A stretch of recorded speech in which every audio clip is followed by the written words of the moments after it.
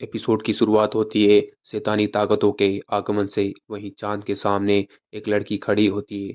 तभी नीचे एक 15 साल का लड़का गुंडों को मार रहा होता है और वो गुंडे डर के भाग जाते हैं, जिसका नाम है कुरासाकी इचिगो। इचिगो उस बच्ची की घटना स्थल में जाता है और उस फूलों को उठाता है जहां उस लड़की की मृत्यु हुई थी और लड़की उसे धन्यवाद कहती है।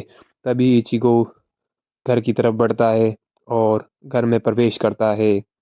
तभी हमारे पिताओं की तरह इचिको के पिता ने भी इचिको का स्वागत लातों से किया और उसे सुपर किक मार देते हैं और कहते हैं, तू नालायक लड़के, तूने घर में लेट आके घर के रूल्स को तोड़ा है। और बाप बेटे आपस में लड़ने लगते हैं।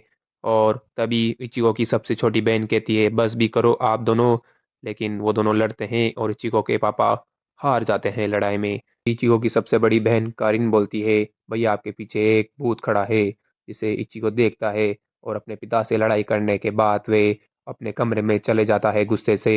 और हम देखते हैं इचिको सो रहा होता है। और अगली सुबह जब वो इचिको उठता है तो न्यूज़ में हादसे की घटना का स्थल चल रहा होता है, जहां कारीन और यूजुहा नाश्ता कर रहे होते हैं। तभी इचिको अपने पिता के बारे में पूछता है और वो स्कूल को चले जाता है। आगे हम देखते हैं इचिको घटनास्थल से निकल रहा होता है। तभी उसे भयंकर आवाज सुनाई देती है और लोग भागने लगते हैं। इचिको भागकर उस घटना स्थल में जाता है जहां धुआं धुआं हो रहा होता है। इचिको आगे देखता है कि उसी धुएं में से एक होलो नजर आता है। होलो नजर आता ही वो चौंक जाता है और देखता है वही लड़की जिसे उसने गुंडों से बचाया था, उसकी आत्मा भागते हुए आ रही होती है।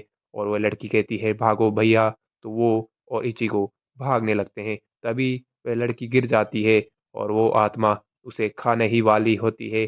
तभी इचिको के सामने काले कपड़े पहने हुए एक लड़की आती है और वह बुरी आत्मा या होलो को चीर फाड़ करके मार देती है और वहां से गायब हो जाती है।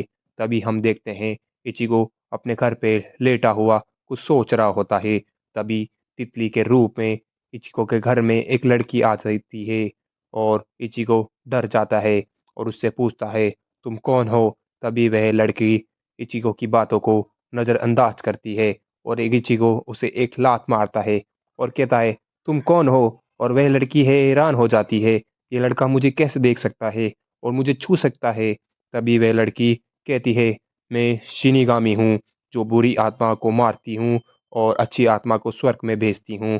जिस पर इचिको को यकीन नहीं होता और शिनिगामी में गुस्सा हो जाता है और वो शिनिगामी इचिको के अपनी शक्ति से हाथों बांध देती है और वह शिनिगामी लड़की अपनी तलवार निकालती है और एक आत्मा के सर पर अपनी तलवार को रख देती है और उसी आत्मा के सर पे सिंबल बन जाता है और वह सोल सोसाइटी चली जाती है। आगे वही बच्ची की आत्मा भाग रही होती है शैतान के कारण। तभी वे शैतान उस आत्मा को पकड़ने ही वाला होता है, लेकिन वे उस आत्मा को छोड़ देती है।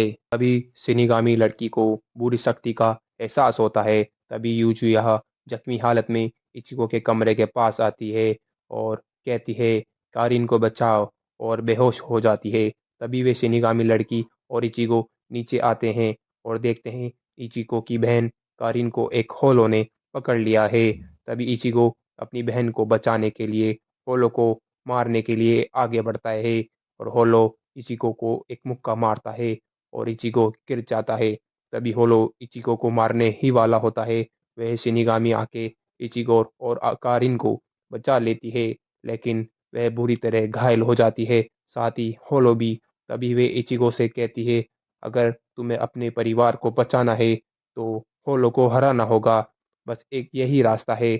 तभी हम देखते हैं कि और कहती है, मैं तुम्हें अपनी आदि शक्ति देती हूँ क्योंकि तुम शैतान को देख सकते हो और मार सकते हो। तभी इचिको पलक झपकते ही उस होलो का एक हाथ काट देता है और वह तभी टेम्परेरी शिनिगामी बन जाता है। तभी वे कुचिका रुकिया जो शिनिगामी लड़की होती है सोचती है, मैं बस उसे एक अपनी आदि शक्ति देने वाली थी, लेकिन उसने मुझसे मेरी पूरी शक्ति ले ली। और कहती है उसकी तलवार भी काफी लंबी है और आखिर ये इंसान है कौन। तभी इचिगो उस शैतान को मार देता है और इसी के साथ पहला एपिसोड खत्म होता है।